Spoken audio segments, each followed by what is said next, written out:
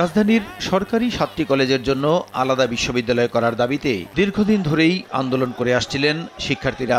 আন্দোলন তীব্র হওয়ায় ৭ কলেজের সমন্বয়ে আলাদা বিশ্ববিদ্যালয় করার ঘোষণা দেয় অন্তর্বর্তী সরকার।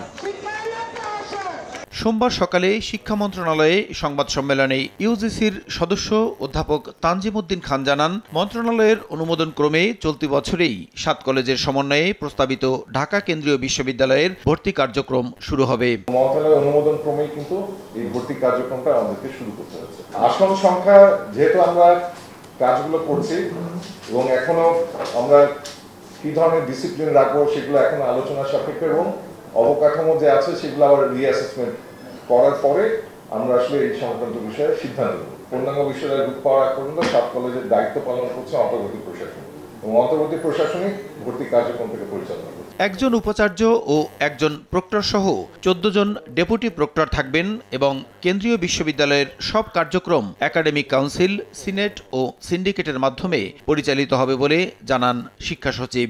৭টি কলেজকে 4টি স্কুলে, school of sciences, school of arts and humanities, school of business studies, school of law and justice, এই 4টি স্কুলে বিভক্ত করে প্রস্তাবিত বিশ্ববিদ্যালয়ে পাঠদান ও গবেষণা কার্যক্রম পরিচালনা করা হবে। সংবাদ সম্মেলনে জানানো হয়, বদরুন্নেসা ইডেন ও ঢাকা কলেজকে স্কুল অফ সায়েন্স, বাংলা কলেজকে school of arts and humanities, Titumir কলেজকে স্কুল অফ বিজনেস স্টাডিজ এবং কবি নজরুল ও শহীদ সোহরাওয়ার্দী কলেজকে স্কুল অফ ল অ্যান্ড জাস্টিসে পরিণত করা হচ্ছে।